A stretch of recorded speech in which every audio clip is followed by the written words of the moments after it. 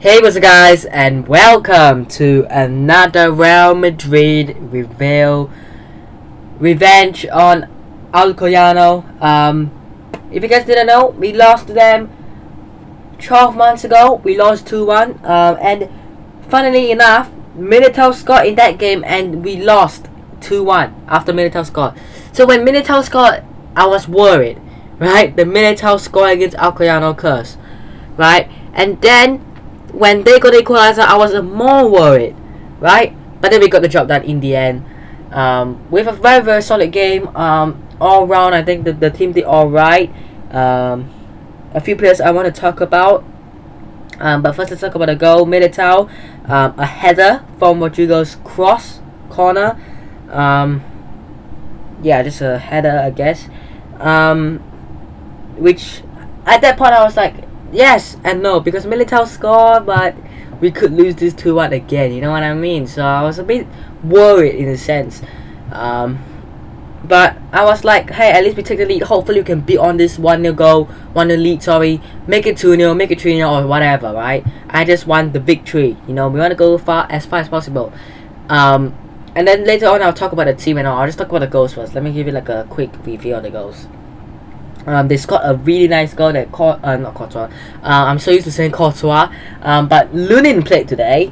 And I actually think he did quite well. I think I'll give him like a 7.5 or 8 in terms of rating. I think he's one of the better players in this game. He made quite a few good saves. I know this goal was pretty much unstoppable, right? I don't think Lunin could have done anything about that. It was just a really nice goal from them. So yeah, Lunin, apart from the goal that we considered, which I don't think he could have saved, really, really good. I mean, I want to see Lunin play more. I've said this at the start of the season. I know Courtois is going to play most of the games because we trust him, you know. But we give Lunin a bit more game time. And, you know, we've got a decent, good backup goalkeepers. And I don't really want to see him used only in like Copa del Rey games. I want to see him potentially in a couple of games as well. But I know it's tough to put him into a Champions League fixture or La Liga fixture.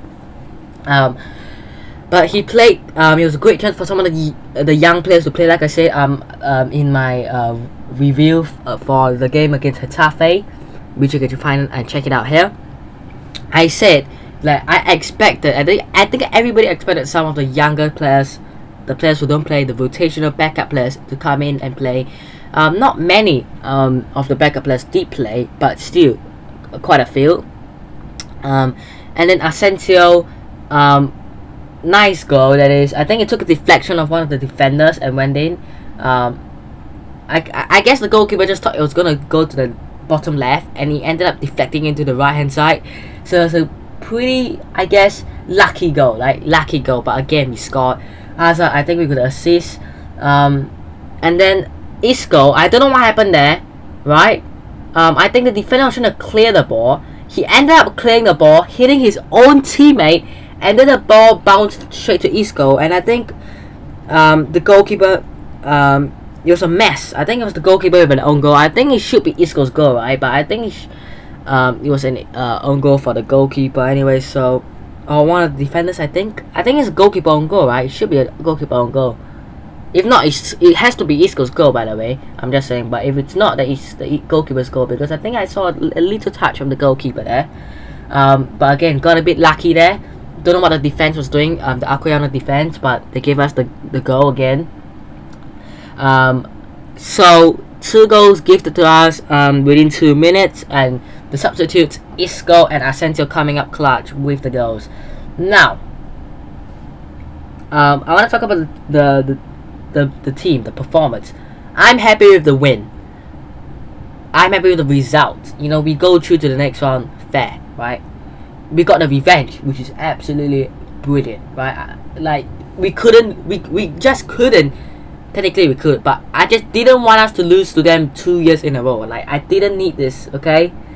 The year for Real Madrid wasn't bad enough when we lost to Getafe, so I didn't need it to be worse, right? I didn't need it to be the worst. Oh, talking about Getafe again, I still have headaches. Oh, so it's nice to get the victory. I know that people are saying, you know, this is a lucky win and all, but a win's a win, you know. Whether you get a deflected goal, you get an own goal, or you get a mistake from the defenders, it's still a goal, right? can we say Getafe won luckily against us? That since many time made a mistake. I don't think it's fair saying, oh my god, Getafe won by accident. They won because they were lucky. I think Getafe didn't won because they were lucky. I think they won because of our mistake, and we won because of Alcoyano's mistake. So I think that's where it is. There is no luck. There's no lucky. I don't think it's fair on Real Madrid to say, or fair on any team to say you are lucky. I don't think so, right? I genuinely don't think so. This isn't like going and buying a lottery ticket, winning it, and say, oh yay, I did nothing. All I did was buy a lottery ticket and I won. Like something that will happen in 1 in a million years, right? This isn't that kind of situation. So I don't think it should be considered lucky. But again, it's I guess the salty rival fans crying about it. But hey, enough Barcelona fans crying about it. But you guys literally want to but again, I'm not here trying to create a rivalry between Real Madrid and Barcelona. I know there's a rivalry there, of course, we know that. But I'm not here trying to create a rivalry and hate on Barcelona fans. But from what I'm saying, it could be a joke, right? People could say, oh, I'm only joking, right? But if you think that's funny, go ahead, right? If you genuinely think saying your rival winning based on luck is funny, go ahead. Literally, go ahead. But enough of that. Let's talk about the overall performance. I was happy with it. The result, at least. Performance was meh, not our best game. I was actually, kind of surprised with the way they performed. Like Alcoyano, they could have won. They could have literally won, but they didn't, which was nice.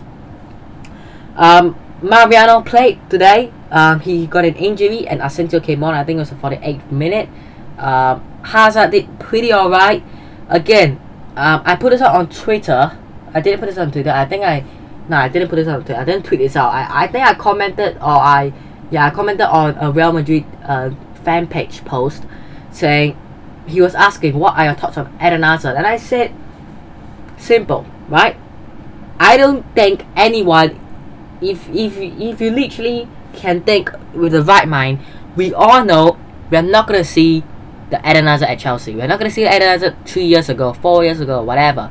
No, we're not going to see that prime Eden Hazard, right?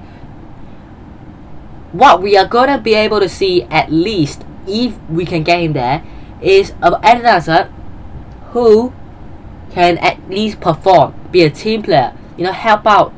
He's not gonna make the runs anymore. I don't think we're ever gonna see that Eden Hazard. But at least get a couple of assists, and so what if he's making passes, into the teammates and all. Like, at least perform. I don't want you to be like Gareth Bale who doesn't do anything.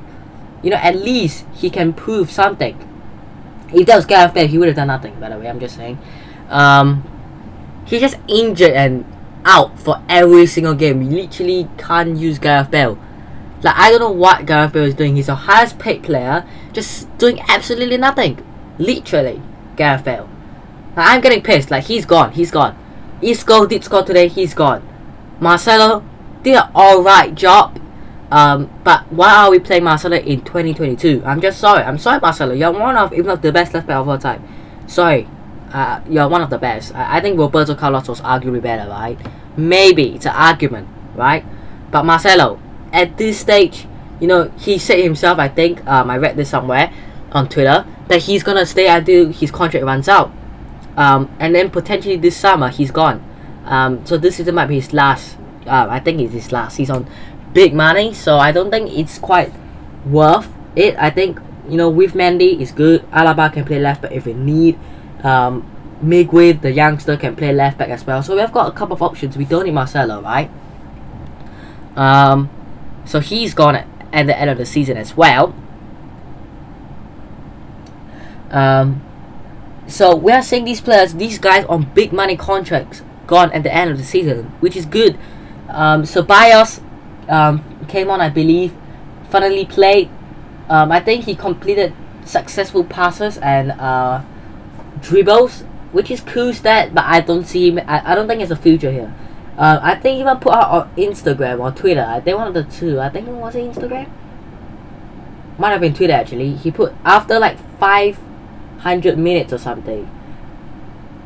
He played, which is like incredible, really. But again, we literally don't have a future for him. You know, he's not gonna be the guy who is like next to Camavinga and Valverde, right? Okay, let's talk about the future, because I think Casemiro still has a few years in him, so he's not gonna leave soon. Maybe we still got 3, 4, maybe 5 years out of Casemiro, bare minimum, right? He's 29 at the moment. He could probably go on to 30, 31, 32. I think that's where you look at a replacement, but that is still a couple of years to go. I don't think Casemiro is quite at Modric or Kroos level. Yeah, obviously Kroos recently, I think it was yesterday actually, turned 32.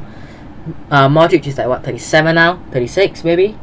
Maybe 36 actually, but still, I think the focus is to get Camavinga, Valverde in that team, in that midfield, and Casemiro, right? Ceballos has no future here. He will be a backup player. And that's just factors, right?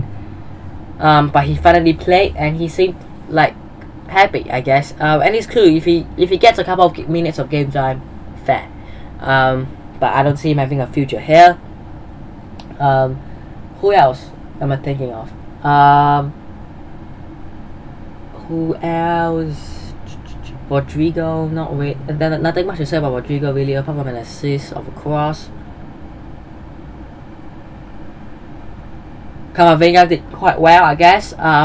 He did alright. I think I see him having a bit more potential than Valverde. Let me know who you think would be more potential, has more potential really. I see Camavinga more, to be honest. But I generally see Valverde as a future leader of this team. Maybe. And yeah,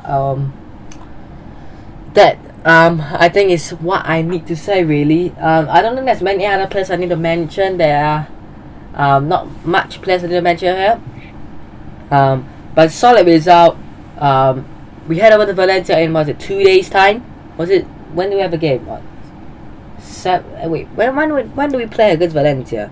Actually, I thought it was the 6th of Jan, but actually it's not the 6th of Jan. Because there's no way we play within a day. Right? Unless yeah, it's gotta not be, right? Let me check. Let me have a look. Real Madrid next game, 9th and 9th of Jan, Sunday. So I've got a Sunday evening to watch this game at least, which is cool. Here's a bit of a fun fact. Real Madrid have won their last 2 games against Valencia in La Liga and could record 3 wins in a row against them in the competition for the first time since a run of 5 successful victories between 2009 and 2011. Wow. Valencia have lost more La Liga games against Real Madrid than against any side ever.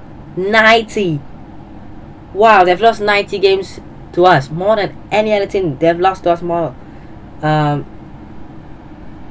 Madrid have scored in each of their last 19 meetings with Valencia. 40 goals in total, an average of 2.1 per game, which is cool. Real Madrid have now gone 26 consecutive home games in La Liga without defeat, win 21, drawn 5, and have gone 248 minutes without conceding a goal since Rafa Mia scored. These home games are not away games. This is Ancelotti's side, by the way, not like the last few games. This is Ancelotti's side. Valencia have won their last 2 La Liga away games and could manage to 3 straight wins away. Away wins in the competition for the first time since 2017, which is insane. So these are some facts from Google, I guess. I just seen, which is cool, right? The fact that at home we wasn't 121 drawn 5 at home. It's a nice stat, isn't it? It's a really nice stat. Away from, you clearly seen at home we do so much better than away from home, right? But hey, next game against Valencia, bring them on. We won 2-1 late goals last time out, and let's see what we can do this Sunday. Anyways, hope you guys have enjoyed today's Real Madrid review. Hit the like button if you guys did. Subscribe to the channel if it's on already, and I'll see you guys in the next one. Pish.